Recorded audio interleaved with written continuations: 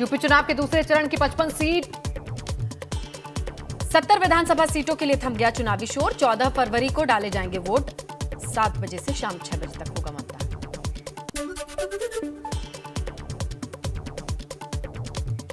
तीसरे चरण के रण के लिए कन्नौज से प्रधानमंत्री नरेंद्र मोदी ने भरी हुंकार। बोले, पहले चरण के मतदान में ही उड़ गए परिवारवादियों के होश। पूरा देश जानता है, आएंगे तो योगी ही। पूरा यूपी जानता है, पूरा देश जानता है कि आएगी तो भाजपा ही, आएंगे तो योगी ही।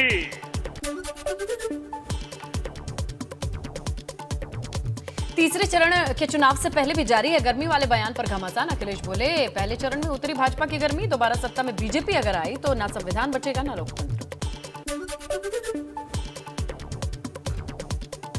मुरादाबाद में एआईएमआईएम अध्यक्ष असदुद्दीन ओवैसी ने उत्तराखंड के मुख्यमंत्री पुष्कर सिंह धामी और यूपी के मुख्यमंत्री योगी आदित्यनाथ पर समान नागरिक संहिता और हिजाब के मामले पर साधा निशाना। कहा, भाजपा नेताओं को संविधान का ज्ञान नहीं।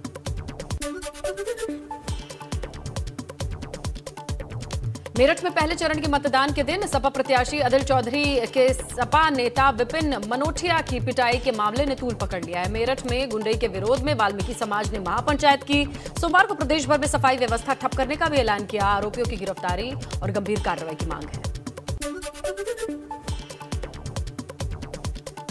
भाजपा का प्रचार करने के आरोप में दबंगों ने युवक को पीटा। लोहे की रॉड और डंडों से की युवक की पिटाई। मरणासन अवस्था में युवक को भेजा अस्पताल। यादव बिरादरी के लोगों ने लोध बिरादरी के युवक को पीटा। हरचंदपुर विधानसभा के गुरबख्शगंज थाना क्षेत्र का मामला। बदायूं में सपा अध्यक्ष अखिलेश यादव की जनसभा के बाद बेकाबू हुई भीड़ ने मंच के पास लगी कुर्सियों को तोड़ा। रेलिंग पार कर मंच पर लगे गुब्बारों के लिए मची लूट और मंच पर भी खूब उत्पात मचाया।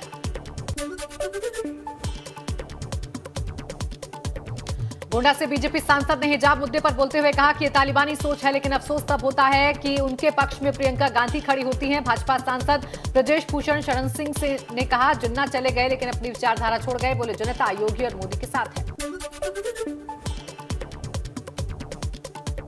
महोबा में अलंकार ज्वेलर्स के यहां से चोरी मामले में खुलासा न होने से नाराज सराफा व्यापारियों ने दुकानों को बंद रखा। हाथों में काली पट्टी बांधकर विरोध प्रदर्शन किया। सराफा दुकानों में हुई चोरी का खुलासा नहीं होने से चुनाव बहिष्कार की भी चेतावनी दी है। कर्नाटक में शुरू हुआ हिजाब विवाद अब यूपी तक आ गया। यहां विधानसभा चुनाव के बीच एक सपा नेता रुबीना खान ने इसको लेकर विवादित बयान दे डाला। उन्होंने कहा, हिजाब पर किसी ने हाथ डाला तो हम लोग झांसी की रानी और रजिया सुल्तान बनकर उनके हाथों को काट डालेंगे। शिवपाल सिंह ने एक बार फिर अपने त्याग और बलिदान की बात करते हुए कहा कि केंद्र से मंत्री पद का ऑफर आया था। कहा, अगर चाहते हो तो 2017 में मंत्री बन सकते थे, लेकिन 3 महीने पहले भी केंद्र में मंत्री बनने का ऑफर था, मैंने ठुकरा दिया।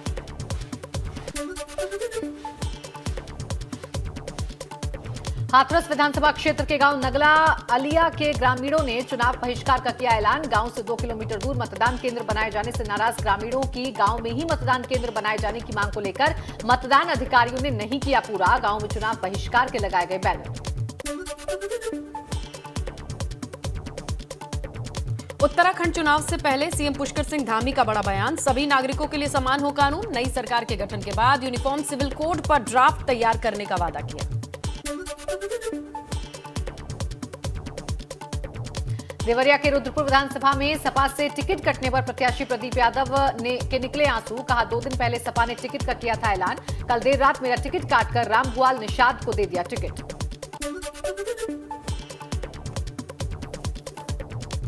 बांदा पहुंचे डिप्टी सीएम दिनेश शर्मा ने चुनावी सभा को संबोधित किया। कहा कि जिस क्षेत्र में अवैध तमंचे कट्टे के कारखाने पकड़े जाते थे, वहां डिफेंस कॉरिडोर में ब्रह्मोस मिसाइल ऑटोमेटिक राइफल्स का निर्माण किया जाएगा। दिनेश शर्मा ने कहा, बुंदेलखंड के विकास के लिए 14,700 करोड़ की लागत से बुंदेलखंड एक्सप्रेस वे का निर्माण किया जा रहा है। क्षेत्र का विकास होने से लोगों को रोजगार के भी मिलेंगे अवसर। तिंदवारी सीट से भाजपा प्रत्याशी रामकेश निषाद को जिताने की अपील।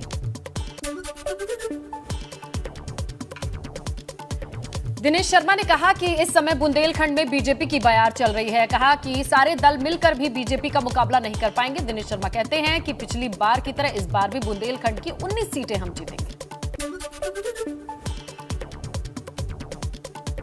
लखीमपुर खीरी सदर सीट से मुफ्तखोर विरोधी मोर्चा के प्रत्याशी नरेश सिंह भदौरिया का अनोखा प्रचार। सभी पार्टियों के घोषणा पत्र में मुफ्त फ्री चीजों के ऐलान का किया विरोध। कहा हमारे टैक्स के पैसों से कर रहे फ्री बिजली, फ्री लैपटॉप, फ्री स्कूटी का ऐलान। झांसी की बबीना विधानसभा में रक्सा में भाजपा नेता उमा भारती का अखिलेश यादव पर निशाना।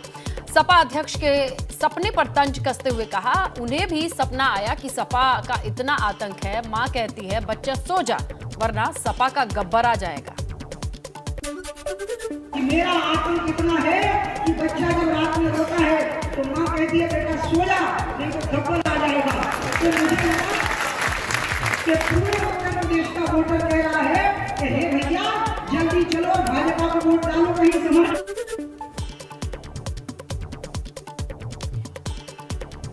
बॉलीवुड प्लेबैक सिंगर कैलाश खेर की 20 फरवरी को तीसरे चरण के मतदान के लिए झांसी वासियों से अधिक संख्या में मतदान की अपील। कहा झांसी की वोटिंग सबसे ज्यादा होनी चाहिए।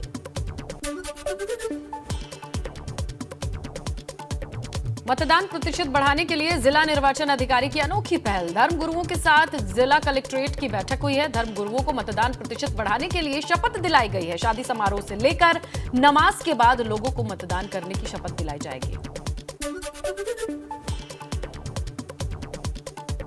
महाराजगंज के कलेक्ट्रेट परिसर में सदर सीट से नामांकन के बाद निर्दलीय प्रत्याशी निर्मेश मंगल को पड़ा दिल का दौरा। मौजूदा प्रस्तावक ले गए जिला अस्पताल। सपा के प्रबल दावेदार माने जा रहे हैं निर्मेश मंगल।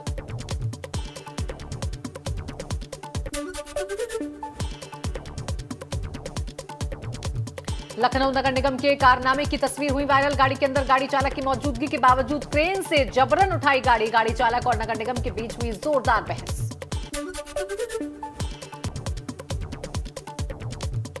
बुलंदशहर के सिकंदराबाद में फैक्ट्री का बॉयलर फटने से 2 लोगों की मौत। कई मजदूरों के दबे होने की आशंका। मौके पर किया गया रेस्क्यू।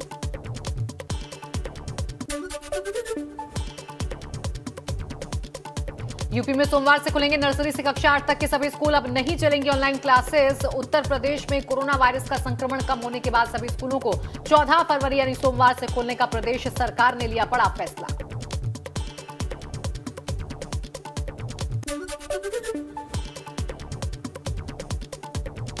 नहीं रहे देश के सबसे मशहूर उद्योगपति राहुल बजाज। 83 साल की उम्र में कैंसर से हुआ निधन। 50 साल तक बजाज ग्रुप के रहे चेयरमैन।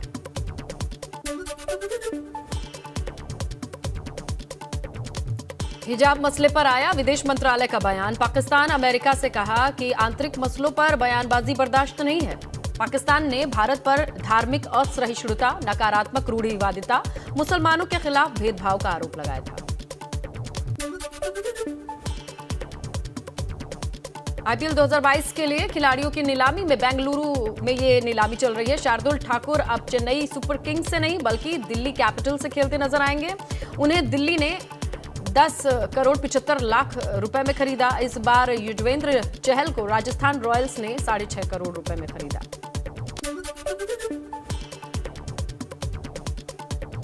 बारह फरवरी को शुरू हुए आईपीएल के मेगा ऑक्शन के लिए सभी टीमों के मालिक, मेंटर और कोच बेंगलुरु पहुंचे। कोलकाता नाइट राइडर्स के को ऑनर शाहरुख खान के बेटे आर्यन खान और बेटी सुहाना खान भी मौजूद रहे। मेगा ऑक्शन से शुरू होने से ठीक एक दिन पहले हुई ब्रीफिंग में दोनों नजर आए।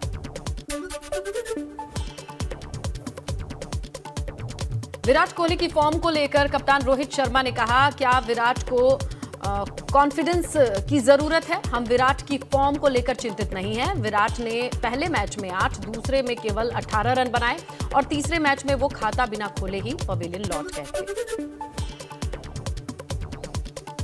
रोहित शर्मा की कप्तानी में टीम इंडिया ने रचा इतिहास। भारतीय टीम ने वेस्टइंडीज को तीसरे और आखिरी वनडे में 96 रनों से रौंदते हुए वनडे सीरीज पर एक तरफा 3-0 से कब्जा कर लिया। यह पहला मौका है जब टीम इंडिया ने वेस्टइंडीज को द्विपक्षीय सीरीज में क्लीन स्वीप को मजबूर कर दिया। बीते सप्ताह सोने चांदी की कीमतों में एक बार फिर से उछाल देखने को मिला। आंकड़ों के मुताबिक 7 फरवरी से 11 फरवरी तक बिजनेस वीक में 24 कैरेट सोने के दाम में कुल 640 रुपए का इजाफा देखने को मिला। वहीं चांदी की कीमत में 752 रुपए की तेजी। अब एयर इंडिया के यात्रियों को ऐसी सुविधा मिलेगी जिससे उनके प्लान पर ना तो फ्लाइट के लेट होने का असर होगा, ना ही कैंसिल होने का। एयर इंडिया और एयर एशिया इंडिया ने समझौता साइन किया है। अब एयरलाइन की सर्विस किसी कारण से बाधित होगी तो उसके यात्रियों को दूसरी कंपनी की पहली उपलब्ध फ्लाइट से उड़ने की सुविधा दी जाएगी। महिंद्रा XUV 300 EV भारत में लॉन्च के लिए तैयार है। बता दें, महिंद्रा एंड महिंद्रा ने अपनी XUV 300 को सबसे पहले साल 2020 में ऑटो एक्सपो में पेश किया था। कंपनी इसे जुलाई के महीने में भारतीय बाजार में कभी भी लॉन्च कर सकती है।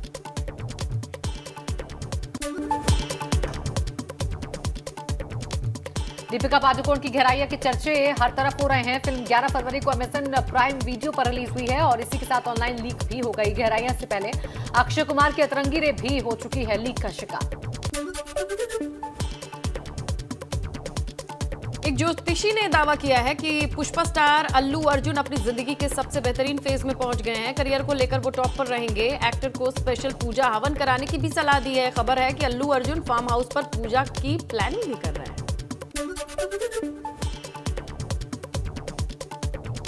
कांग्रेस नेता नवजोत सिंह सिद्धू की बेटी राबिया ने अपनी शादी को लेकर दिया बयान। पापा को सपोर्ट करते हुए राबिया भी चुनावी मैदान में उतर चुकी हैं। वो विरोधियों पर तीखे वार भी कर रही हैं। राबिया ने इमोशनल कार्ड खेलते हुए कहा कि तब तक शादी नहीं करेंगी जब तक उनके पापा चुनाव नहीं जीतेंगे। कार्तिक आर्यन ने अपनी एक नई सेल्फी इंस्टाग्राम पर शेयर की है। इस सेल्फी में कार्तिक किसी रेस्टोरेंट में बैठे दिख रहे हैं। वहीं उनके पीछे की तरफ एक कुर्सी पर किसी महिला का बैग खुला हुआ है। कार्तिक ने फोटो शेयर करते हुए लिखा है, वो बैग लेकर भाग जाऊं या चुपचाप स्ट्रॉबेरी खाऊं।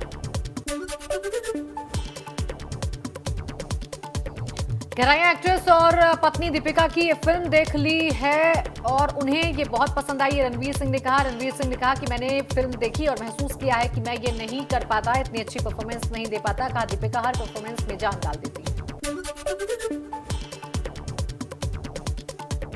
निकी तंबोली ने इंस्टाग्राम पर अपनी न्यू वीडियो सॉन्ग का पोस्टर शेयर किया है। वैलेंटाइन डे के मौके पर उनका ये नया गाना रिलीज होगा। कवर पर निकी व्हील चेयर पर बैठी दिखाई दे रही है। हिजाब कंट्रोवर्सी पर कंगना ने इंस्टाग्राम स्टोरी शेयर करते हुए लिखा, अगर हिम्मत है तो अफगानिस्तान में बुर्का ना पहनकर दिखाओ। कंगना की पोस्ट पढ़ने के बाद शबाना आजमी से चुप नहीं रहा गया और उन्होंने लिखा, अगर मैं गलत हूं तो मुझे ठीक करें, पर अफगानिस्तान एक धार्मिक राज्य है और हिंदुस्तान एक धर्मनिरपेक्ष लोकतांत्रिक गणराज्य है। संजय दत्त और मान्या दत्त बॉलीवुड के क्यूट कपल्स में से एक हैं। दोनों की शादी के 14 साल पूरे हो गए। इस मौके पर मान्यता ने एक वीडियो शेयर की जिसमें संजय दत्त की पत्नी मान्यता के पैर दबाते, वो पत्नी के पैर दबाते दिख रहे हैं और फैन ने कमेंट करके लिखा है, लगे रहो मुन्ना भाई।